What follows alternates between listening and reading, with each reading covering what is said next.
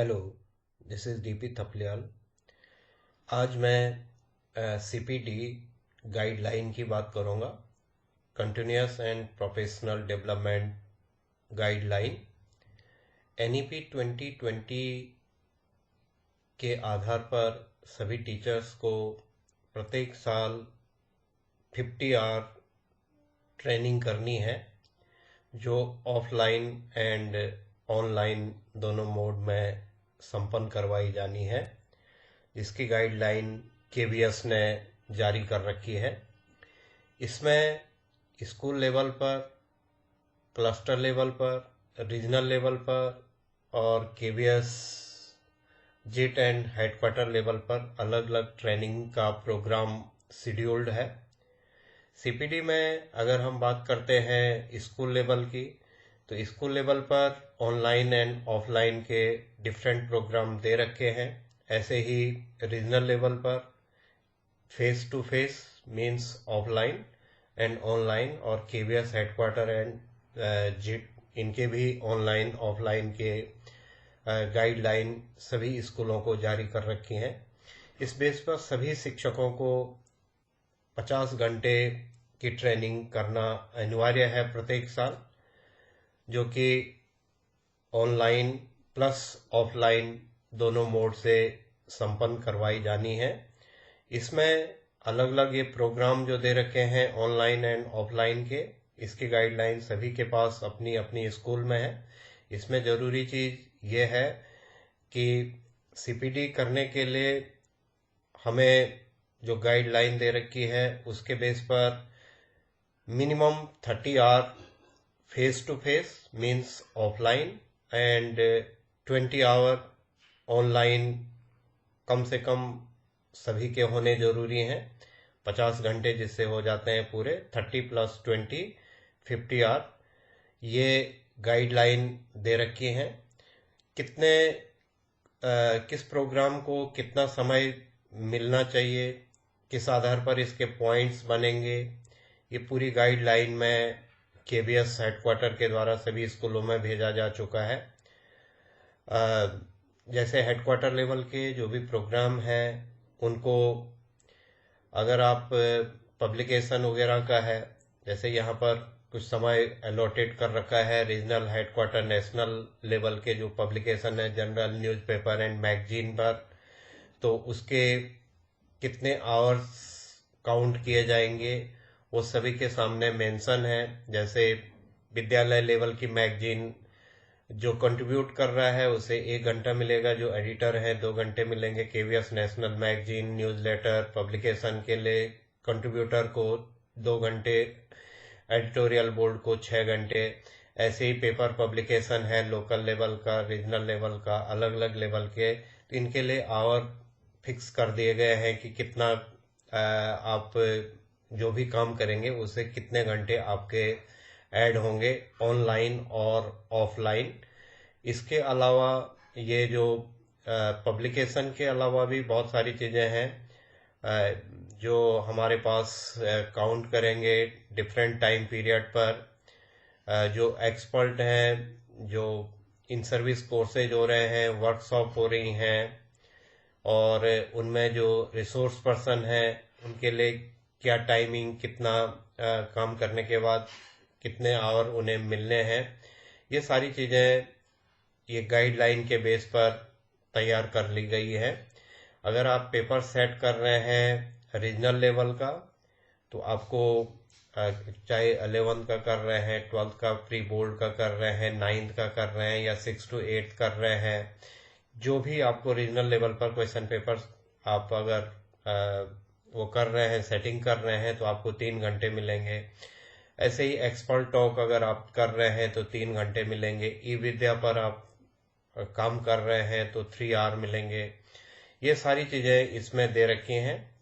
इसकी guideline detail से आप लोग अपने स्कूल लेवल पर देख लेंगे, और जो ट्रेनिंग के ऑब्जेक्टिव हैं, जो एरियाज हैं, वो भी दे रखे हैं कि किन किन एरियाज में ट्रेनिंग संपन्न करवाई जा सकती है। ऑब्जेक्टिव इसके सारे दे रखे हैं। पेडागोजिकल शिफ्ट पर दे रखा है केवीएस फ्लैगशिप प्रोग्राम NEP 2020 पर दे रखे हैं, डिजाइन लर्निंग एंड आउटकम पर दे रखा है, एक्सपीरियंशियल लर्निंग अप्रोच पर, integrated 21st century skills, competency based learning, competency based test, competency based assessment, effectiveness, classroom management, राजभाषा, official language, action research and assessment structure, ये सारी चीज़ें इसमें दे रखी हैं। Art and sports integrated learning का दे रखा है, सब्जेक्ट कंटेंट इनरिचमेंट के लिए इसमें दे रखे हैं। आर्ट स्पोर्ट इंटीग्रेटेड लर्निंग पर दे रखा है, scout and guide, UBI, PIMS, UDISE, Tara portal, इन पर जो काम कर रहे हैं उनके लिए भी इसमें वो दिया गया है कि आवर अलॉट कर लिए गए हैं, कितने देर उन्होंने काम किया, उसके बेस पर उन्हें उतने घंटे की ट्रेनिंग मान ली जाएगी। कोड ऑफ कंडक्ट भी इसी में शामिल किया गया है। तो ये इस बेस पर सारी ट्रेनिंग की गाइडलाइन तैयार की गई है और इसी गाइडलाइन के बेस पर हमारे 50 आवर पूरे होने चाहिए। सभी टीचर्स हैं, HMs हैं, वाइस प्रिंसिपल, प्रिंसिपल्स, सभी को। और जो 100 घंटे से ऊपर अगर हर साल एक कोर्स के आवर जिनके हो जाते हैं तो उन्हें resource person, associate course director ऐसे रोल KBS के द्वारा दिए जा सकते हैं। तो ये सारी गाइडलाइन ये तैयार करवाई गई है KBS के द्वारा 2024-25 के लिए और ये सभी लोगों को हर साल 50 आवर को कंप्लीट करना जरूरी है।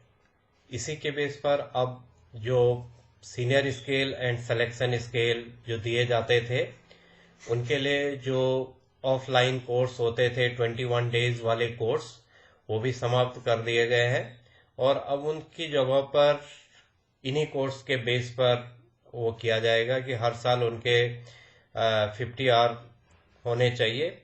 उसी के बेस पर सीनियर स्केल, सिलेक्शन स्केल लगेंगे। अब कोई उसके लिए अलग से ट्रेनिंग करने की जरूरत नहीं होगी और KBS ने जो ऐसे ऑफलाइन इन सर्विस कोर्स होते थे उनको अब समाप्त कर लिया है इसी साल और उसके बेस पर ये सारी चीजें तैयार कर ली। अब इसके बाद ये जो हम सर्टिफिकेट पाते हैं उसके बाद इसे अपलोड करना है समागम पोर्टल पर। तो हमें पहले अपने ऑनलाइन जाना है।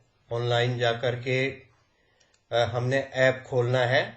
ऐप में जो समागम पोर्टल का ऐप है हम app.kvs.gov.in भी कर सकते हैं और अगर आप समागम लिख लेंगे तब भी आपका पोर्टल ओपन हो जाएगा। अब पोर्टल ओपन करना हमने, ये समागम का पोर्टल है और इस पोर्टल में आपको सबसे पहले जब हम इस पोर्टल में जाएंगे तो इस पोर्टल में जाने के बाद हमें अपने पासवर्ड वगैरह डालने हैं और ये personal information management system PIMS में जो पासवर्ड होते थे उन्हीं पासवर्ड को हमें यहाँ पर यूज करना है। उन्हीं के बेस पर हमारा ये होगा। मैं पूरा ही आप लोगों को एक बार आ जाता हूँ। ये हम समागम के पोर्टल पर आ गए। समागम के पोर्टल पर आकर के हम लॉगिन करेंगे। लॉगिन करके हमारे पास लॉगिन आईडी आएगी। जो हमारा लॉगिन आईडी है वो जो एम्प्लॉय कोड होता है हमारा, एम्प्लॉय कोड डालना है। उसके बाद ये पासवर्ड जो PIMS पोर्टल पर आप लोगों का पासवर्ड पहले से थे वही पासवर्ड यहाँ पर चलेंगे और उसी के पासवर्ड को अगर आप डालेंगे, पासवर्ड हमने डाल दिया, उसके बाद कैप्चा का यूज करेंगे MQ6J ये हमारा पासवर्ड हो गया, कैप्चा हो गया। इसके बेस पर हम अपने इसका कैप्चा वो हो गया है, पासवर्ड हम इसका यूज करेंगे। ये सारा पासवर्ड जो है ये हमारा जो PIMS personal information management system का था, उसी को हम यूज कर रहे हैं। इस पर कैप्चा जो भी आया है उसे हम यूज करेंगे, BGQ।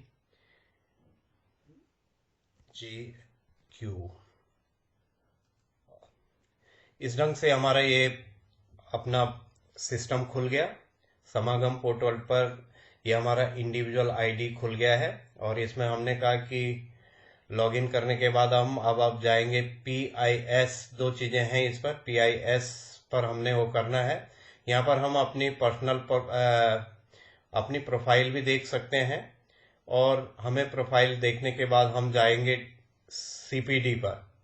CPD पर जा रहे हैं, हमारे पास कोर्स डिटेल देखनी है। तो जैसे मैंने है तो अपने जो कोर्स डिटेल है तो ये इसमें भर रखी हैं। जिन लोगों ने पहली बार भरना है वो हम जाएंगे ऐड कोर्स। सपोज कर लीजिए मैंने ये ऐड कोर्स खोल लिया, यहाँ पर सेलेक्ट करना है ईयर हो गया 2024 हो गया। फिर यहाँ पर सेलेक्ट करना है कि इन सर्विस कोर्स है, इंडक्शन है, शॉर्ट ड्यूरेशन कोर्स है, वर्कशॉप है या अदर है। सपोज कर लीजिए मैंने वर्कशॉप कर रखी है तो मैं वर्कशॉप लिख लेता हूँ। इन सर्विस कोर्स कर रखा है तो मान लो मैं इन सर्विस कोर्स को डाल देता हूँ। जिन्होंने वर्कशॉप कर रखी है वो वर्कशॉप डाल सकते हैं, जिन्होंने शॉर्ट ड्यूरेशन कोर्स कर रखे हैं वो शॉर्ट ड्यूरेशन कोर्स डाल सकते हैं, जिन्होंने इंडक्शन कर रखे हैं वो इंडक्शन डाल सकते हैं, और जो इसके अलावा है जो सारे अन्य चीजें हैं वो अदर में आ जाएंगी जो स्कूल लेवल पर कर रखा। सपोज मैंने इन सर्विस कोर्स कर रखा है तो अब स्पेल 1 तक किया था, अब ये खत्म हो चुका है, लेकिन जून के महीने में इस साल तक हुआ था 2024 में, और वो लास्ट इन सर्विस कोर्स था। उसके बाद मैंने सेलेक्ट कर लिया किसने करवाया है, तो in service course KVS JIT में किया था मैंने। सेलेक्ट कर लिया ऑफलाइन मोड से किया था, और जो किया था वो JIT चंडीगढ़ में किया था। ये हो गया। और रोल जो मेरा था वो मैं रिसोर्स पर्सन था। ये इस ढंग से। अब ये डेट था तो डेट के लिए हम आ जाएंगे। ये कोर्स मैंने जो किया था वो जून के महीने में किया था, तो ये कोर्स मेरा जो हुआ था ये जून, यहाँ पर से हम इसे वो कर लेंगे, जून में कोर्स हुआ था, और ये 7 जून से 18 जून तक ये कोर्स संपन्न करवाया गया था। तो मैंने ये 7 डाल दिया, तो ये 7 जून, ये अप्रैल आ गया है, मई जून, 7 जून ये आ गया, और ये 18 जून तक चला था। तो फिर वही उसी चीज पर आ जाएंगे, जून, और ये 18 आ जाएगा, ये 18 आ गया। इसके बाद इसी चीज को अब कितने घंटे किया, तो number of training days 12 days किया था, तो 12 डेज भर दिया मैंने। और यहाँ पर नंबर ऑफ आवर टेकन तो 6 घंटे पर डे था।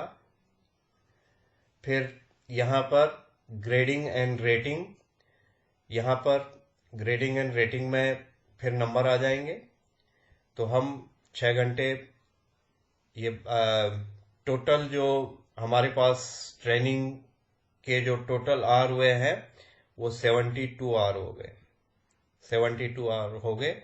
फिर यहाँ पर चूज करने हमने फाइल, तो हम एक फाइल वो कर लेंगे, बना लेंगे अपने।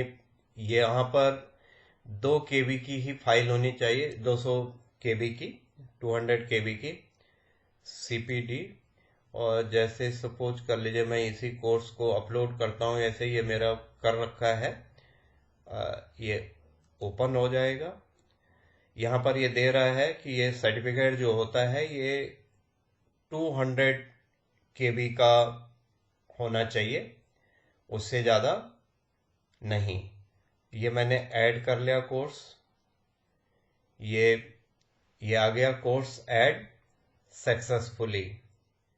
ओके, तो ये ऐसे करके हम इसको अपलोड करेंगे और यहाँ पर हमारा पूरे आ जाएंगे कि कितने घंटे हमने काम किया है, उसके हिसाब से पूरा रिकॉर्ड यहाँ पर हमारा आ जाएगा। तो सभी लोगों से अनुरोध है कि इस आधार पर अपना CPD के सर्टिफिकेट रिकॉर्ड को आप अपलोड करेंगे